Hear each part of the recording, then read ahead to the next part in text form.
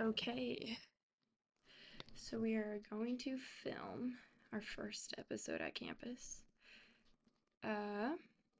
Okay. Locked, loaded, and lied to. How the media twists the truth about guns. I'm just gonna say it anyway. The way the national media covers guns in America.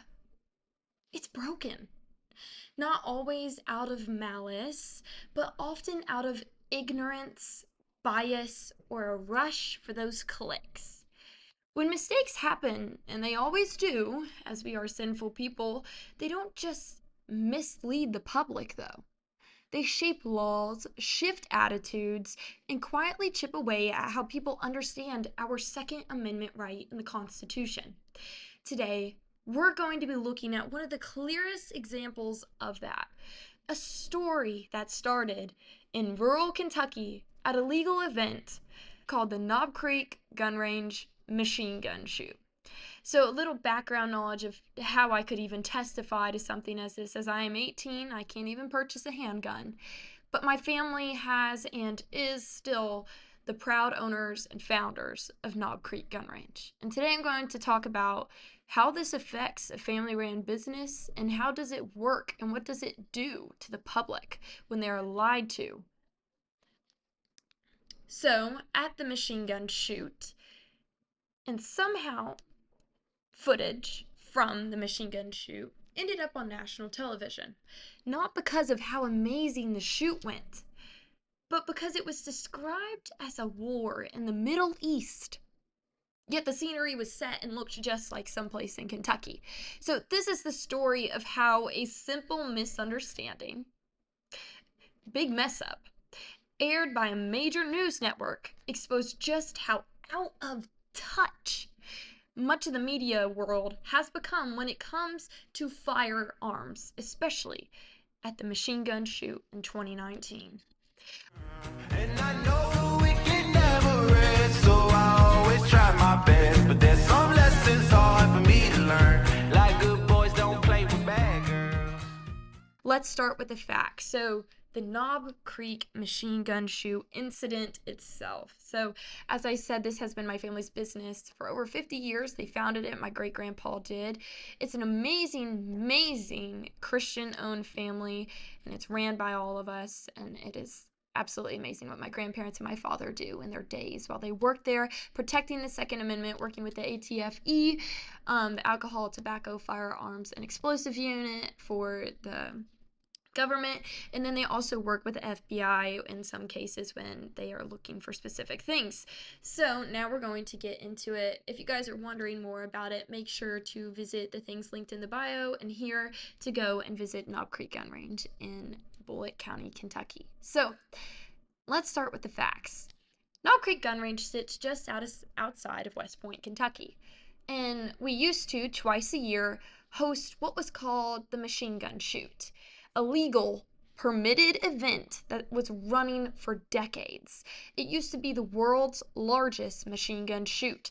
Thousands of guns enthusiasts gathered there to safely fire fully automatic weapons at a range, watch tracers, rounds streak through the night sky at our night shoots, and take part in one of the most famous firearm events in the world.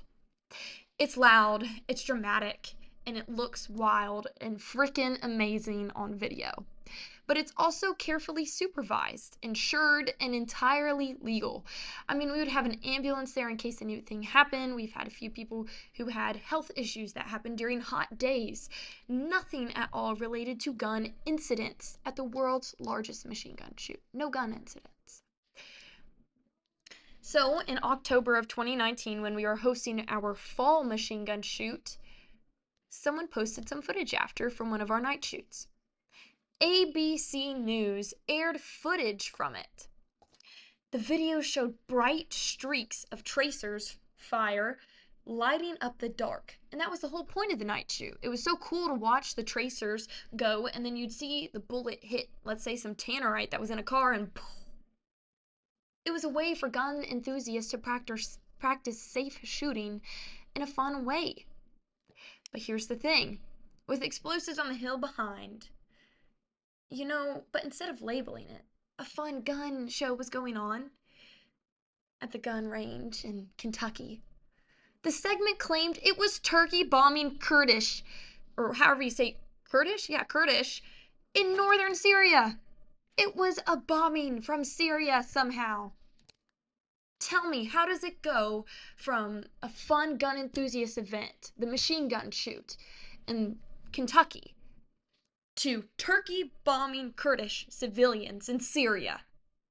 Come on, ABC News. Rapidly spiraling out of control in northern Syria. 1 week since President Trump ordered U.S. forces out of that region, effectively abandoning America's allies in the fight against ISIS. This video right here appearing to show Turkey's military bombing Kurd civilians in a Syrian border town. The Kurds who fought alongside the U.S. against ISIS.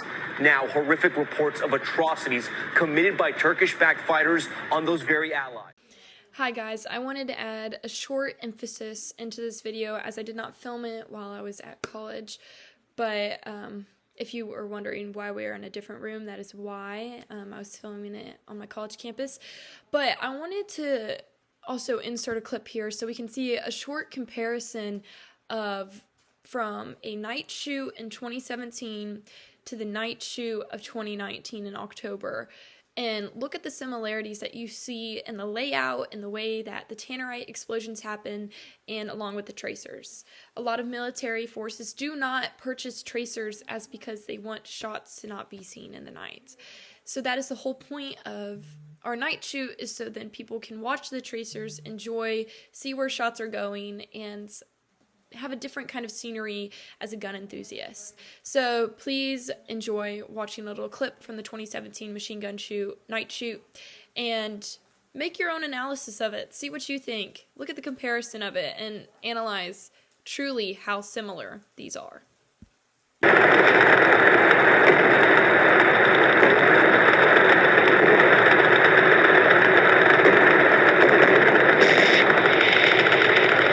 The clip ran on World News Tonight and Good Morning America, narrated by anchor Tom Yamez. It was shown as part of coverage on the Turkish offense against Kurdish forces. Are you kidding me? How far does a media get from that? You can tell literally in the video footage that it is a scene, and the scenery, like the environment, is from Kentucky or from the States. But there was a big problem. The footage at all, this isn't Syria. It was from Kentucky. Within hours, viewers online recognized the clip. Gun owners and Kentuckians alike pointed out the scene was unmistakably just like Knob Creek Gun Range. There were videos from the same event on YouTube that matched it frame for frame. But here's the thing, ABC News took some footage that had people cropped out. Did they crop it out? It's a really good question. You can't fully tell, but when you look at all the footage online, it has the people in it, so who's to say they didn't crop it? Independent outlets like Reason and National Review even confirmed it. They fact-checked from Snoops and AFP, fact-checked, debunked ABC's claim. And even my own father got on there and said, hey ABC, thanks for the advertisement, but you're freaking wrong. ABC then quickly issued a correction and apologized. For such a big mistake like that, how do you just apologize for it? But the story doesn't end there. For days, the clip then circulated as war footage. It had been picked up, reshared, and replayed around the world, even after the correction. The damage was then done. Knob Creek's owners then took it in stride. Jokingly, my family posted online that they were safe from the Turkish invasion. But the mistake revealed something deeper. It wasn't just a bad fact check. It was a symptom of how little many journalists know really about firearms, yet they talk about it like they do. They don't know anything about gun culture and responsible ownership in America, and what us family-owned businesses do, and what my grandparents and my father and all the workers at the gun range do on a daily basis to protect our Second Amendment and defend it, and in a legal, safe manner. There are so many patterns of misrepresentation. You might say, okay, This was one mistake. Big deal. But it's not just one. The Knob Creek story fits into a much larger pattern of misrepresentation that stretches across national and even local media. Take NBC News. They've run pieces like "What Makes the AR-15 So Beloved and So Reviled?" describing it as the military rifle of choice, or implying it's a machine gun. It is not a machine gun in civilian hands. That is simply not true.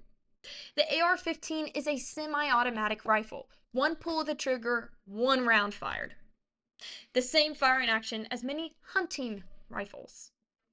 This is not some fully auto, which full auto is, you can't really even get that. Guys, learn your stuff before you talk about it on national news. Then there's the New York Times and the Associated Press. Both pillars of American journalism. Their reporting on gun policy is often detailed, but it's overwhelmingly quotes from just gun control advocates, academics who favor restrictions, and politicians pushing new regulations. It barely and rarely even includes voices from competitive shooters, small business owners in the firearms industry, or scholars who study defensive gun use. But time and time again, headlines blur that line.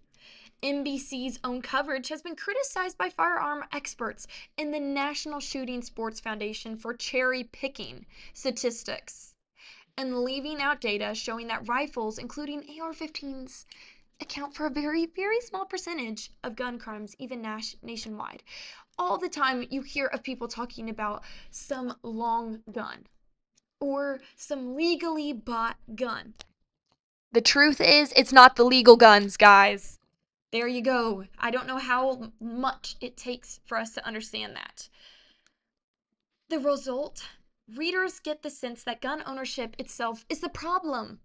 Not illegal trafficking, not mental health, not enforcement gaps, but simply the existence of guns in private hands. The people who own farms, who have to keep off vermin from their agriculture that they're farming, that have to keep their cattle, their herds safe. No, keep the guns out of their hands. Who are providing food, who are protecting their animals. Like, what about self-defense? You want to take guns away from self-defense? You know, a lot of people like to compare America to Europe in this sense. Like, oh, look at their crime, their gun rate. Oh my gosh, their gun violence is down here. Look at their knife crimes, people. Look at it. If you take away a weapon and replace it with another, your violence is still going to be the same amount.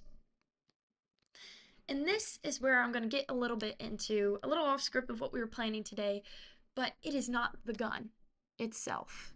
It is the person. I'm going to use an analogy here. Let's think of a drunk driver in a car crash, in a fatal car crash, one that has killed someone or injured them permanently for life. When we look at that car incident and the person who caused it, who was drunk driving the car, we don't blame the car. We don't. We blame the drunk driver because they were not conscious in their thoughts. And that is the same thing as someone who is mentally ill. They cannot make rational based decisions and are conscious in those choices. It is the same thing. Back to what we were talking about. Even local outlets, often without malice, reinforce that skew. A shooting in one city gets framed as part of a national gun violence epidemic, even when it's an isolated incident. Reporters routinely mix up terms like automatic and semi-automatic, which are very different things in the gun world. The phrase assault weapon gets applied so broadly that it stops meaning anything technical at all. When the language that gets repeated enough, it changes how people think about it. It changes basically the exchange of the word and its meaning and how much it values to someone. So why would this even matter, though? It matters that a Kentucky gun range, my family's business, was mistaken for a war zone. A war zone! When people are recreational shooting for fun, spending their time enjoying the world's largest machine gun shoot, and yet they're said, oh my gosh, it's Syria. It's a bombing. Where did you get that, ABC? When viewers see gunfire on TV, they are told it's chaos in Syria, when in reality, it's a legal event in the US. It reinforces the belief that guns are inherently tied to violence and destruction. That misperception makes it easier for lawmakers and activists to push sweeping restrictions that affect millions of lawful owners who had nothing to do with the crimes or tragedies dominating the news cycle. And it erodes the trust. If the public sees networks repeatedly misidentifying firearms, misuse terminology, or show obvious bias, they start tuning out. That doesn't make us safer. It makes honest dialogue impossible. Because at the end of the day, responsible gun owners are not the enemy. They're teachers, veterans, parents, engineers, and small town citizens who believe in safety, freedom, and accountability. But when the media narrative paints them as reckless or dangerous, it alienates people on both sides of the issue. It makes conversation toxic. Here's the thing: journalism can do better. Accurate reporting doesn't mean advocacy. It means promoting, or it doesn't mean promoting gun ownership or opposing it. It means understanding the subject you're covering, verifying footage, talking to credible sources, and using the right words, please. Automatic, semi-automatic, very different things.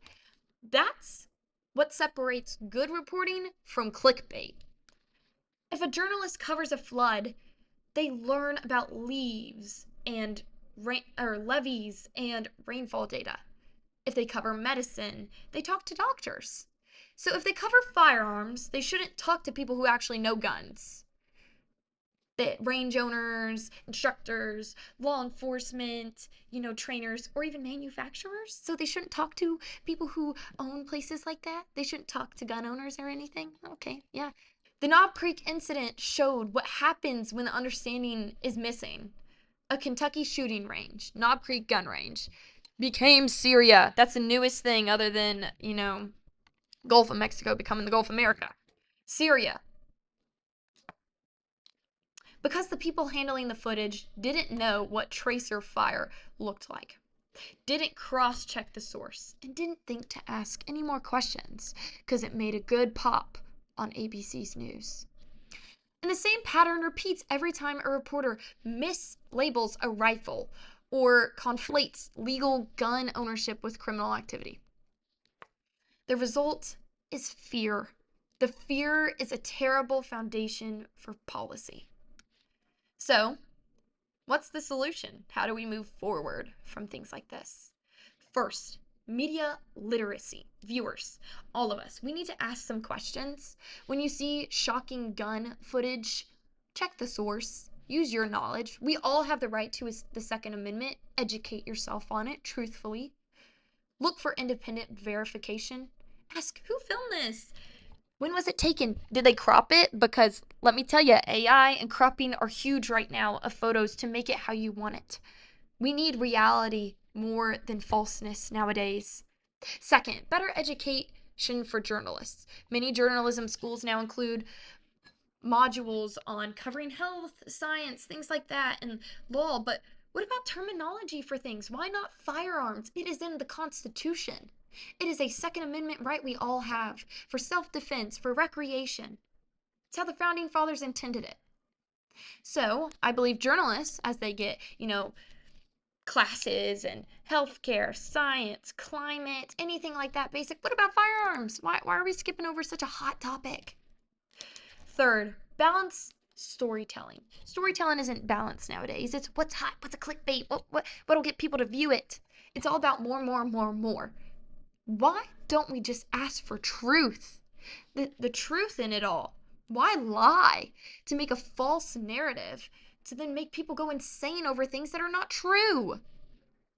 Finally, respect. This isn't about dividing people into pro-gun and anti-gun camps. It's about treating facts and the people who live by them with fairness. Knob Creek Gun Range will probably go down in media mistake history as one of the most ironic examples of bias and oversight. A peaceful Kentucky shooting event turned into a Syrian airstrike on national television. Thank you, ABC News. It's almost funny, but it's also a warning.